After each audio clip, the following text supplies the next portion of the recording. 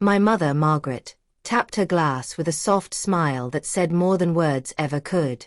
Thanksgiving in Austin was supposed to feel like warmth and laughter, but stepping into my parents' dining room always reminded me how careful one had to be.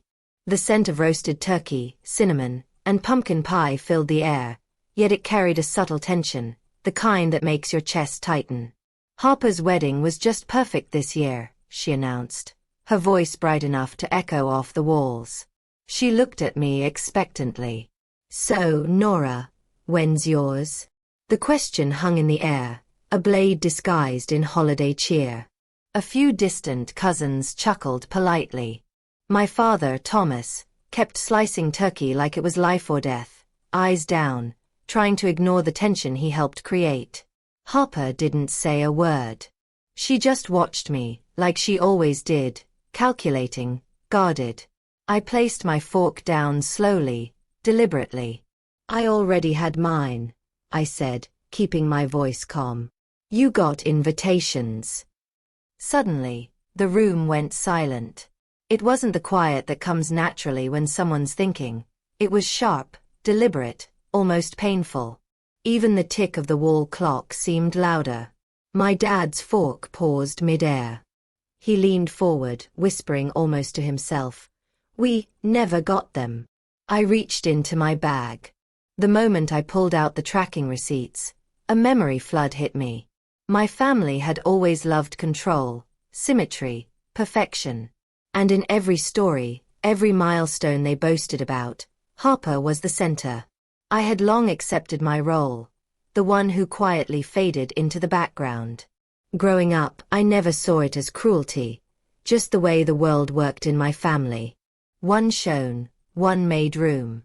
By the time I was a teenager, the pattern became systematic. My mother curated Harper's life like it was a gallery of trophies. Dance recitals, volleyball championships, piano competitions. It was a showcase. My achievements, school awards, college acceptances, small victories. They were politely acknowledged but never fully celebrated. Mom would smile, then say, "Could we take that photo later? Harper's new headshot is scheduled for today."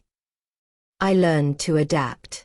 I became a master observer, anticipating, calculating, surviving quietly. Moving to Dallas after college wasn't rebellion. It was oxygen. I built a life that mattered to me. A loft apartment overlooking the city skyline, shelves stacked with books, Liam's coffee on the counter every morning.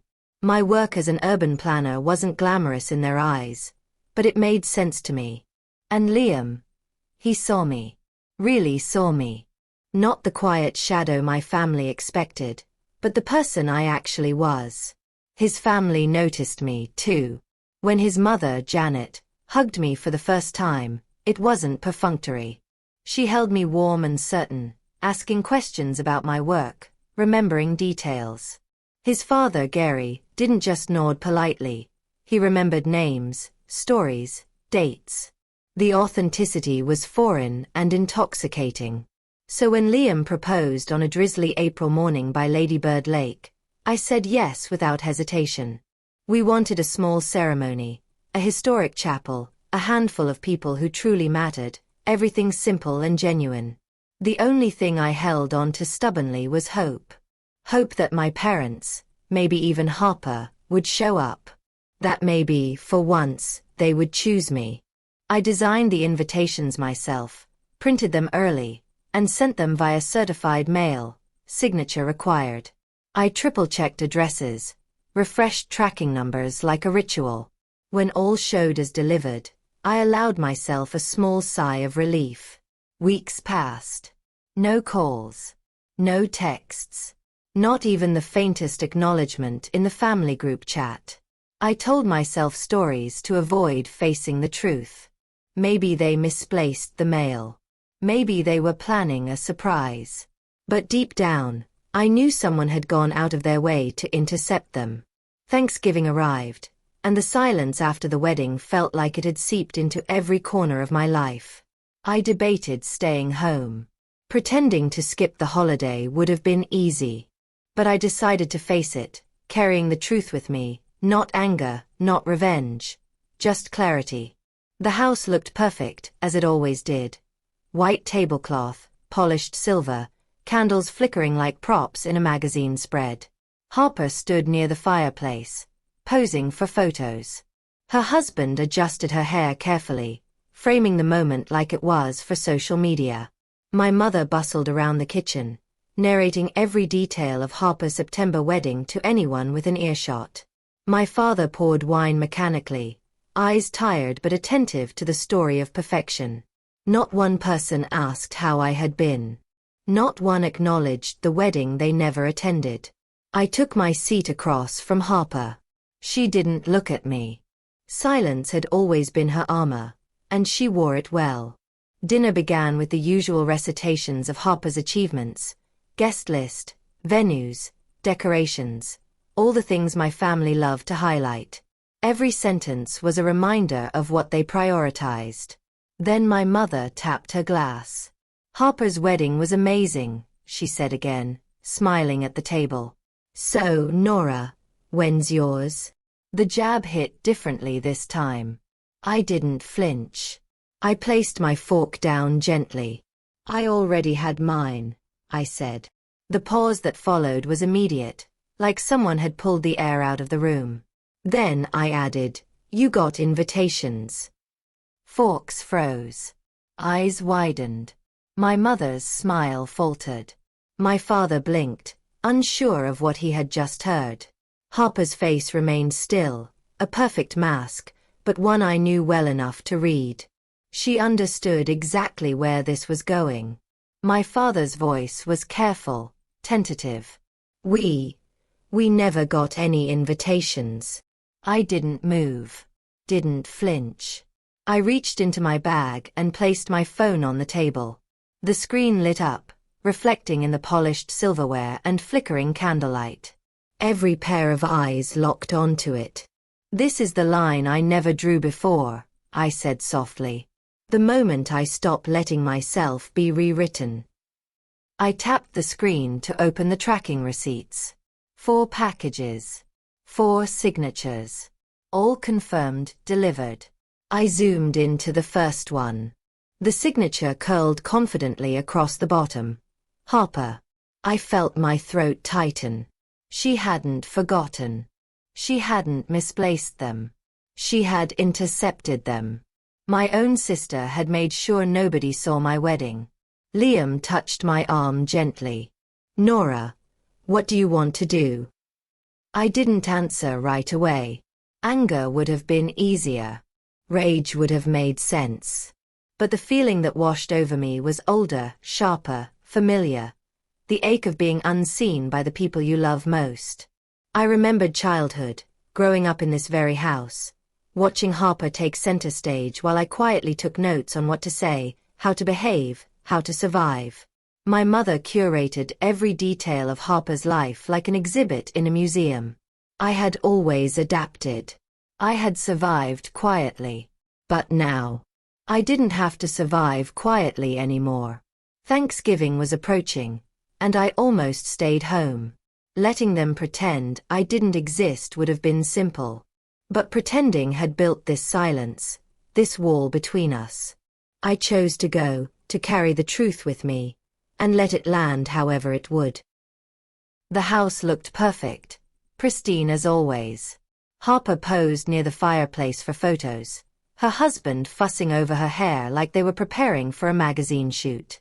My mother moved around the kitchen, narrating every detail of Harper's upcoming September wedding as if no one could hear enough. My father poured wine mechanically, eyes tired, focused on the performance rather than reality. Not one person asked how I'd been. Not one person acknowledged the wedding they never attended. I took my seat directly across from Harper. She didn't look at me. Silence was her shield, and she wore it perfectly. Dinner began with the usual recitations of Harper's achievements, her venue, her guest list. Every sentence reminded me of the years I had been invisible, the milestones I had silently celebrated alone. Then my mother tapped her glass. Harper's wedding was perfect, she said, glancing at Harper for approval. So, Nora, when's yours? The table laughed lightly, as if the question were harmless. But I didn't flinch. I set my fork down slowly. I already had mine, I said, my voice steady. Then, after a beat, I added, you got invitations. Forks froze. Eyes widened. My mother's smile collapsed. My father blinked, unsure if he had heard correctly.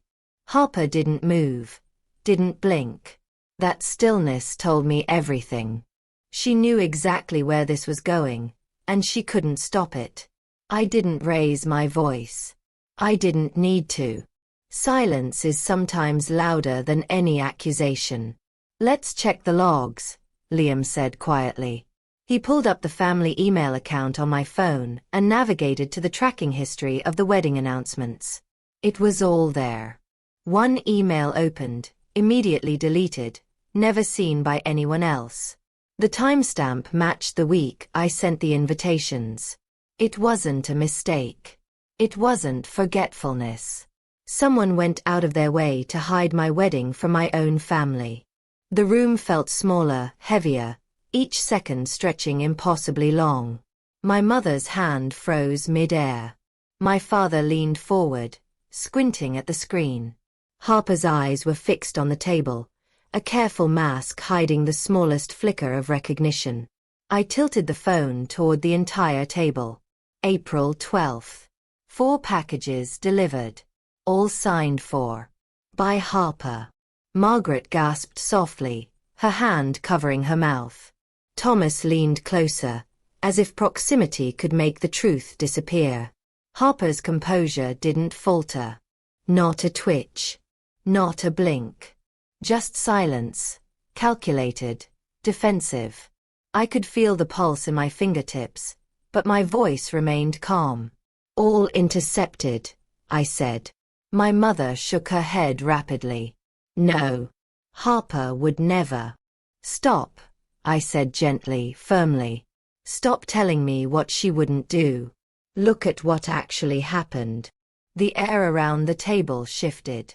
The weight of years of small erasures, of invisible victories and forgotten celebrations, began to press down, palpable and undeniable. Thomas's voice, low and uncertain, finally broke through.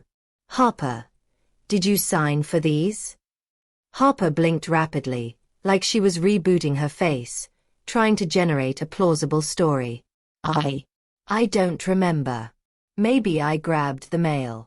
Maybe I didn't see any invitations. I didn't interrupt. Silence was louder than any accusation. You didn't see 4 packages from your sister around the time she got engaged? Thomas asked, his voice taut. It's not my job to track everyone's mail. Harper's first crack appeared. Her voice, sharp and defensive, sliced through the calm she had cultivated. I didn't mean to. Let her speak, I said. She's been talking for years. Her eyes darted to me, confusion and frustration mingling. What's that supposed to mean? I tilted my head, letting it hang. I'll explain. Later. I swiped to the email logs Liam had brought up, showing the immediate deletion after opening. Everyone could see it. The proof was undeniable. My wedding had been erased deliberately. Harper's hands trembled slightly on the table. She opened her mouth, then closed it. Tried again. I maybe clicked it by accident. I wasn't thinking. I didn't. Not thinking. I echoed, my voice steady but cutting through the room like glass. You didn't just forget. You deliberately made sure my wedding went unseen. My milestone, my celebration, erased. The room fell into that sharp, heavy silence I had known too well. Years of invisible moments, dismissed achievements, small victories overlooked, and milestones ignored. My mother's face was pale, her eyes wide as she grasped for some thread of control. My father's jaw was tight, Thomas stiff beside her. All the performances and smiles and careful neutrality they had perfected suddenly couldn't shield them from reality. Why? I asked, finally letting the question hang, a simple word loaded with decades of history. Harper's voice came, trembling now, a mixture of fear, guilt, and desperation. Because your wedding happened before mine. I didn't want anyone talking about yours before my big day. I wanted to be the focus. I leaned back slightly, absorbing it, feeling decades of being sidelined and erased press against my chest. So, you hid my wedding because it was quiet? Because it didn't compete with your 6-tier cake, your string quartet, your perfectly curated guest list? She flinched, the first crack in her armor. It's not like that. Yes, it is, I said softly. It's exactly like that. My mother reached for Harper instinctively. Sweetheart, no. No, I said, raising a hand. Let her speak. Let her finally say what she's been doing all these years. The weight of silence stretched, unbearable, and then Harper's head fell to her hands. For a moment, the mask slipped entirely. Vulnerability, shame, the tiniest flicker of remorse. Years of meticulous control were unraveling before everyone. Thomas spoke quietly, almost cautiously. Harper, is this true? Did you hide the invitations? She looked up, eyes glossy. Yes. I wanted everyone to focus on me. I didn't think about Nora, about what it meant to her, about... Her voice faltered. She couldn't finish. I swallowed the old ache, the familiar weight of being overlooked, ignored, unseen. Everyone always thinks I'm the quiet, innocent one. I never need anything. I never want anything. I just exist. I let it hang. Makes everyone feel small. Makes everyone feel like they don't have to try. That's the truth you've lived under, Harper. And now it's out. My father's voice was soft, desperate. Nora, we didn't know. If we had known, you would have come, I said, finishing the thought. Years of missed milestones, of invisible birthdays, of being constantly second to Harper, all boiled into that quiet, firm statement. My mother's face twisted, a mixture of shock and disbelief. You can't put all of that on us. We did our best. No, I said. You did your best for Harper. For me, you did the bare minimum and called it fairness. Harper slumped in her chair. Even she couldn't defend that. The truth hung like a heavy curtain in the room, pressing against us all. I looked around at the people who had shaped my life, who had kept me invisible without meaning to, perhaps, but whose actions still defined years of silence. I finally spoke what I had never said before. I didn't lose my family tonight. I just stopped pretending I had one. My mother gasped, the disbelief sharp in her tone. Nora, don't you dare. Why? I asked quietly. Because it threatens the story you built? The story where Harper is perfect, Dad is neutral, and I'm the peacemaker, the problem, the one who ruins nothing. No one said you're the problem, my father whispered. You didn't need to say it, I replied. You showed it. Over and over. 4 decades. Harper whispered, almost brokenly. Nora, please. That single word carried years of fear, guilt, and the sudden realization that the control she had always held was gone. I stood slowly, pushing my chair back. I'm done begging for a place at this table, I said. I'm done asking you to show up for me. I'm done pretending your choices don't hurt me. I'm done accepting your silence as anything but agreement. My father stood, reaching out. Nora, don't go. We can fix this. We can talk. We are talking, I said, for the first and last time under these terms. But you can't fix what you refuse to acknowledge. And you refused for years. I pulled on my coat, feeling lighter with every inch. As I opened the door to leave, the cold New England air rushed in. I paused, just long enough to say, "You didn't miss my wedding. You chose not to see it." Then I stepped outside, letting the door close firmly behind me. Liam opened the car door before I even reached it. One look at my face and he didn't ask questions. He just pulled me into a hug, holding me until the trembling eased. Presence, attention, care, things my family had never mastered, surrounded me. The night was quiet. For the first time in years, the silence that followed felt like my own. The next morning, Liam and I drove to his parents' home for a simple breakfast.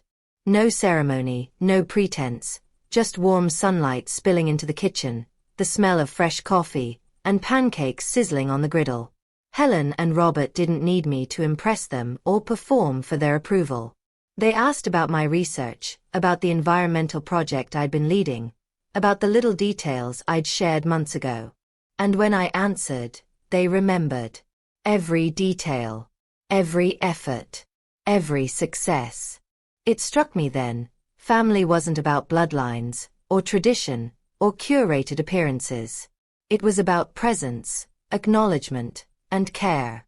You could exist within your own family and still be unseen, overlooked, erased. And yet, out here in the homes you choose, in the relationships you nurture, you could be seen, truly seen. Back home later that week, I sorted through the wedding keepsakes, the invitations, the small mementos that had felt meaningless when no one in my family bothered to acknowledge them. Among them, I found one of my invitations, carefully tucked in a storage box in my parents' attic, the handwriting unmistakable. Harper hadn't thought I'd notice. Perhaps she never imagined I'd care enough to hold the truth in my hands. My father mailed it to me quietly, no commentary, just a folded piece of proof. It wasn't an apology, but it was acknowledgement, the closest thing he could offer. My mother never reached out. And for the first time, that absence didn't feel like rejection. It felt like clarity. I realized I didn't need her approval or her recognition to validate my life or my choices. I didn't need anyone who consistently failed to see me to dictate my worth. I looked around at the home Liam and I were building together, at the friends who visited, who celebrated life with us, who chose to see me for me. I understood fully for the first time that family isn't automatically who shares your blood. Family is the people who show up, who listen, who acknowledge, who stay. And sometimes the bravest act of self-respect is to step away from those who have never learned how to hold you. I kept that lesson close as the months passed. Harper eventually sent an email, long, apologetic, admitting more than I had anticipated. I read it once. I didn't reply. I didn't need to. Some apologies are for the sender, not the receiver. My father called occasionally, slowly trying, carefully, to repair what he could. I allowed him small steps, no rush, no expectations. But my mother never reached out, and that was fine. Some lessons don't require resolution. They require recognition, boundaries, and self-respect. I think often about that Thanksgiving. About the silence, about the confrontation, about the quiet, cold clarity that came the moment I stopped begging for acknowledgement. It was painful, yes, but it was also liberating. And it is a reminder that life is too short to live in the shadow of those who consistently fail to see your worth. Moral lessons. Your value isn't determined by who acknowledges you. Sometimes the people you expect to notice your milestones won't. That doesn't diminish what you've achieved or who you are. Celebrate yourself even if others don't. Presence matters more than tradition. Family isn't automatically those you're related to. True family shows up, listens, remembers, and supports you. Choose to invest in those relationships. Boundaries are self-respect. Walking away from those who consistently fail to see or respect you isn't cruelty, it's courage. Protect your emotional health, even if it means redefining who family means to you. Recognition can be built, not inherited. Surround yourself with people who see and celebrate you. Success is sweeter when shared with those who truly care, not those who perform for appearances. Forgiveness is optional, clarity is necessary. Some people may never change, and that's okay. You don't need closure from everyone. What matters is acknowledging the truth, learning from it, and moving forward stronger, wiser, and with dignity.